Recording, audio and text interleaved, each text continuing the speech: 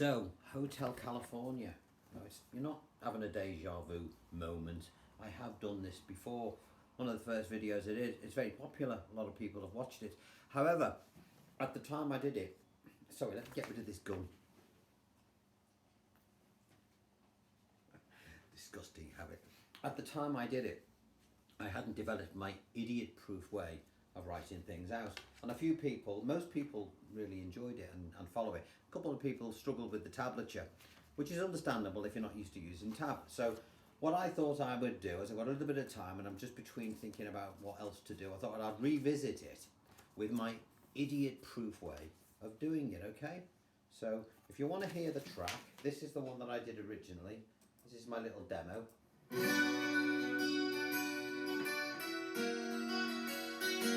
I did that on the 29th of March, etc. I don't want to spend too much time fiddling around with looking backwards because I want to get this thing done. Download this right now before you start, okay? So when you're watching this, pause it, download this. You'll find it on the blue link below, all right? It's very important you do this, otherwise you'll get lost. For those people who are new to the channel, these are your 12 frets on your guitar. These big black lines here are where your capo is going to go at the 7th fret. Your finger positions are here. Now I've called these E minor, B 7th. I'm referring to the shapes. Clearly, if we're playing an E minor shape at the 7th fret, we're not playing the chord E minor, we're playing the chord B minor. So if you're working with a keyboard player, you'd have to transpose it. But for the sake of guitar players and the fact that guitar players know these shapes, I'm going to give it the name of the shape. All right, so let's get that clear for a kickoff. And then you play the shape, and all you do then, very, very simply, is you follow what's underneath. For example, if you see something in a bracket, like you'll see 6, 5, 4, 3, 2, and 1 in a bracket. What does that mean? It means you'll do this. You'll play all the strings together. And all the ones that you see, all the independent numbers are the string numbers that you'll play separately, okay? These lines here are telling you where the bars end, okay? And anything written underneath is just giving you an indication of something that might happen with a finger. For example, on this chord here, the E minor, on the last string, the last note, you'll hit the 3rd string, but you'll move this 3rd finger down from here and you'll play it there, okay? And so that's what that means. Other than that, that's probably about the trickiest little bit in it, all right? So I'm going to look at this and I can see 6, 5, 4, 3, 2, and 1 in a bracket, and then I say 4, 3, 4, 2, 3. So I see this. This is what I'm, first of all, there's my E minor shape. Are we happy with that? Can you see it clearly? It's all live, this, by the way, so there's no editing. So if I make a mistake, tough, that's the way it is. It's what live music's all about. There's our E minor. I've amplified the guitar a little bit just so you can hear it because I'm working on an iPad and the mic's not brilliant. So 6, 5, 4, 3, 2, and 1. It's all in a bracket, so I'm going to go like this. Then I'm going to hit the strings 4, 3, 4, 2. Then a 3. So there's your first bar. Then I'm going into the 2nd bar and it's got a 1, then a 4, then a 2, and then a 3, and then I'm going to drop this finger to play the 3 again. If I put those 2 bars together, we've got this.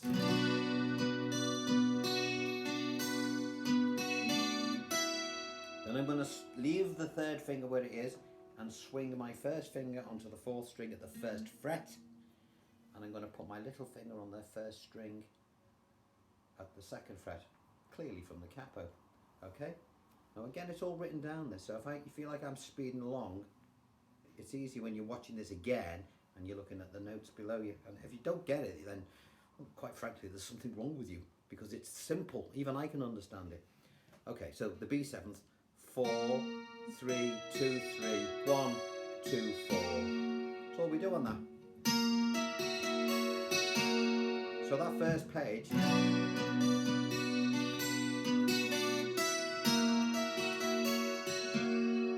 okay, so we've done page 1. It's only 4 pages, so don't panic. Done 25% of it. Cool. Then we're going to go to what you will recognise as a D shape, but we're going to take this 2nd finger off. We do not need it. All the chord names are at the top. It says D sus2. Makes no difference what it's called. It could be called Steve for all you care, or I care, or the audience care. Makes no difference. What are we going to do? We've got our shape. We're going to play a 4, a 3, 2, 3, 1, and a 2. Now, When you see a 4 and I put a little dash next to it, that's my way of saying, well, that note is going to last a bit longer. Okay, we'll talk about phrasing in a minute. This is it's an indication of what's going to happen. So 4, 3, 2, 3, 1, 2. Still on the D sus 2. 4, 3, 2, 5, 3, 2. And on the last 2 there, you will bring your finger off. Okay? Because it says open. Again, idiot proof. Idiot proof. Do that again from the beginning of that page 2.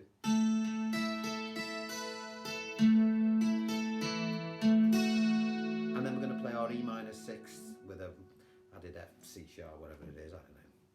Don't really care. Somebody will tell me if I've got it wrong. Okay, that's the shape. First finger on the 4th string at the 2nd fret, and your 3rd finger on the 5th string at the 4th fret. Again, it's all there. The chord shapes are there for you. We're going to play 5, 4, 3, 4, 2, 3, and then the final bar is a 1. Okay? Play from the top. And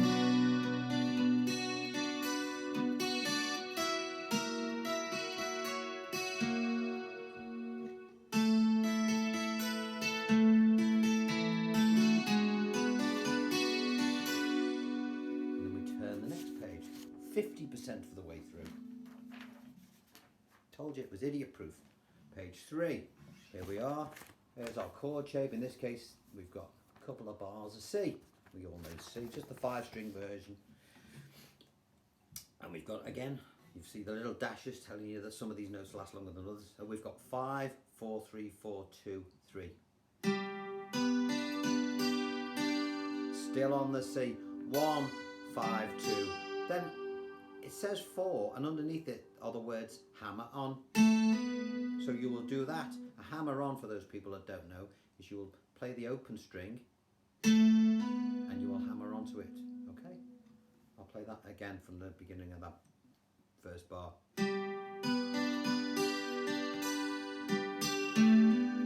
And you'll finish with a 3. Let me play that again.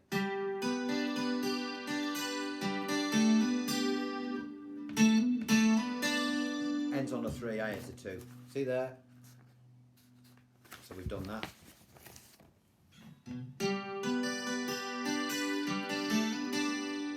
Then we go to a G, played like this. All right? Don't do it the other way around, play it like this. And we're going to start off 4, 3, 2, 3, 1.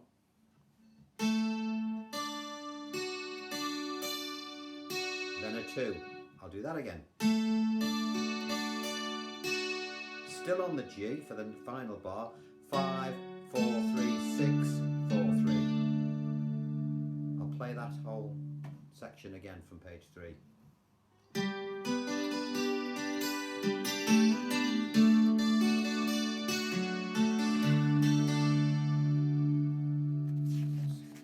Three-quarters of the way through now. Done all that, all done. And then finally an A minor 7th. What's that? It's an A minor shape like this. One there, and one there. You see that? And take that finger off. Alright, so it's only a 2-finger chord. Again, underneath it are the numbers 5, 4, 3, 4, 2, 3. So 5, 4, 3, 4, 2, 3. Still on that chord. 1, 4, 3, 6, 4, 3. Put the 2 bits together.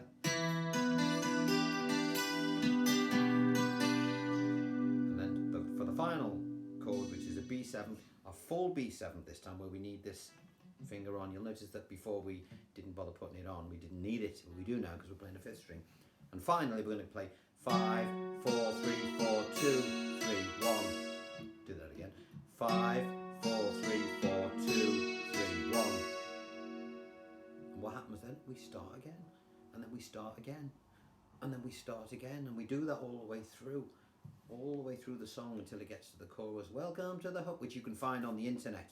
I'm here to show you how to play this introduction exactly like he played it on the record. In fact, even when you listen to the guy that wrote it, Don Felder, Even when he does a tutorial on it, he actually does it differently in his tutorial than he does on the record. He's probably forgotten how he did it, because we have to remember that when these guys play, or me or anyone, go into a studio, when we play it, it's that moment in time that we did it that way that everybody remembers. If we'd have done it again, we'd have played it slightly differently. We'd have hit a second string or a third string, you know. But it's our job now, as we've got to get it the same, especially if you're playing an Eagles tribute band, you know. People want to hear the version that he played on Hotel California, not the one he did in Skegness in 1973 or whatever it was, all right?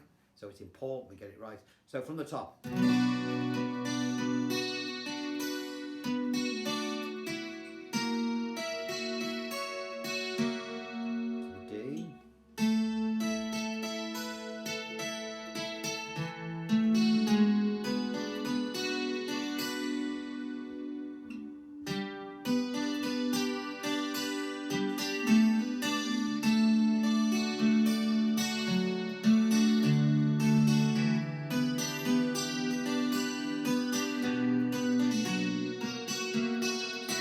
It's hard to do it slow.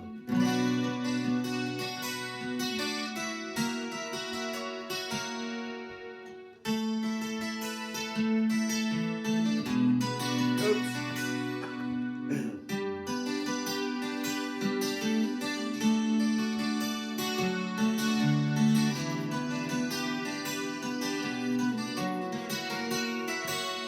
Okay, now, before I go, and at the risk of irritating you, we're going to talk about phrasing. You know, when you read music, when you look at actual sheet music or whatever, you see all these little dots and stuff here. Da, da, da, da, da. These are all little crotchets and quavers and all that sort of stuff that tell you how long notes last and where they go and all that sort of stuff. Now, we play by ear, us guitar players. You know, that's just the way guitar players work. So we don't understand what that means. So, but what we understand is we can hear it and then play it. So, for example, that first lick that we do on Hotel California goes jink da da da da da da da da da. Now there are crotchets and quavers. That's telling us the time, where all the bits go. Jink da da da da da da da da da. Okay, and then we have to add the notes to what we've got in our head. Jink da da da da da da da da da da. The jink is where I go jink. Da da da da da da da da da da. Jink da da da da da da da da da. Second one it goes bum da da da ba ba ba. Bum ba ba ba ba ba ba. And so on. Now, if you look at my other tutorials on this, I go into more detail in those regarding that. I probably piss people off because some people think I go on too much about these things. But if you do not get the phrasing right, folks, you might as well play someone else. You know, if you don't get the phrasing right and you don't spend the time, if you're playing by ear, to listen to what it is you're doing, you will get it wrong. People think they know songs. You know, if I, you know, even me, I'll think I know that song. I'll play it, and then as soon as I go to do it, I think, well, hang on a minute. You know, do I really know it well enough to be able to be so accurate? The detail. It's like people who draw. If I said to you, do you know what a horse looks like? You'd say, yeah, of course I do. I say, well, yeah, there's a pencil, draw one. And then you think, hang on, are the ears, where do the eyes go at the other side of its head? Or you don't really know what it looks like until you analyse it and study it, all right? Same with music, all right? If you want to get it accurate and like the records, you've really got to analyse and study. My idiot-proof things will help you, but they will not help you with phrasing, okay? They just work. That's something you have to listen to. They'll tell you what to do, but you have to put the notes. Listen to my other video and do that. Share this with whoever you like. It's free. I can't play the Eagles version because if I did, then they would you wouldn't be watching this video. So this, I promise you, is the nearest you're going to get to the real thing. It just is. And it's not me just saying that. All my 20-odd thousand people who've watched this or more say the same. So this is the one to spin around to people if they want to learn it. All right. On that note, I'll see you soon. Take care. Hope you enjoyed it. Bye.